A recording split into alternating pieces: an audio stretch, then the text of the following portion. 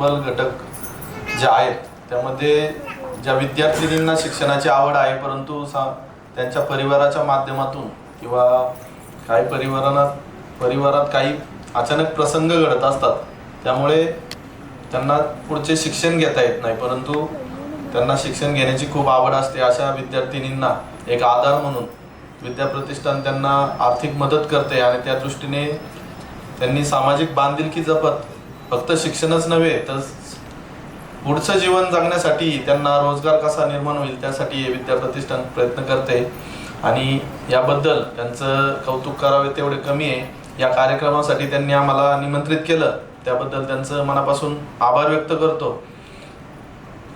उपस्थित सन्माननीय आमचे मित्र श्री अशोकजी देशमाने सर आहेत, तसेच उपायुक्त पुणे शहराचे श्री रवी पवार साहेब आहेत आणि आता नुकतेच ज्या आयर्नमॅन कॉम्पिटिशनसाठी जर्मनी येथे चाललेले आहेत, जर्मनीतच ना, तर त्यांना मनापासून शुभेच्छा देतो. तसेच वनिता मॅम ज्या या विद्याप्रतिष्ठानच्या संस्थापक अध्यक्ष आहेत आणि सोनल पाटील या सामाजिक कार्यकर्ते आहेत, सर्वांचं मनापासून स्वागत करतो. खरं तर देशमाने सर हे खूप वर्षापासून असे सामाजिक सेवा करण्याचं काम करत आहेत.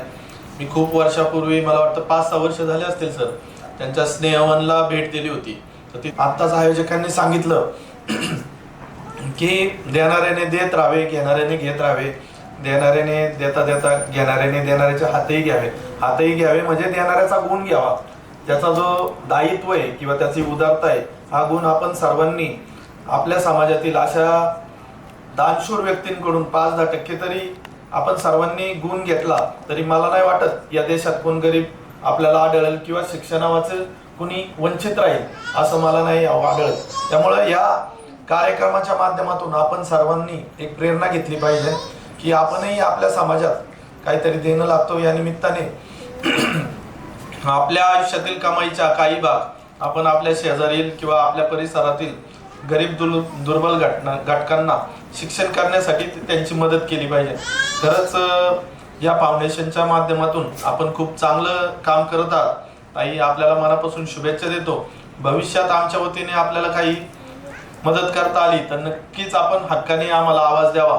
आणि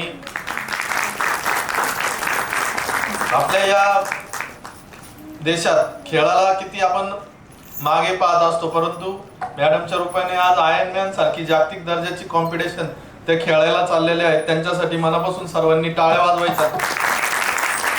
कारण ते कृष्ण प्रकाश सर आपल्याला CP लाभले होते, ते आयर्नमॅनचा किताब जिंकून आले होते, तर आपणही नक्कीच तो किताब जिंकाल याबद्दल आम्हाला खात्री आहे. आपल्याला मनापासून शुभेच्छा देतो आणि या फाउंडेशनच्या पुढील भविष्याच्या वाटचालीस सर्वांनी आपण मदत करून या फाउंडेशनचं जे ध्येय आहे ते गाठण्याचं आपण त्यांना सामर्थ्य देऊ असे आपल्याला आवाहन करतो आणि थांबतो. धन्यवाद.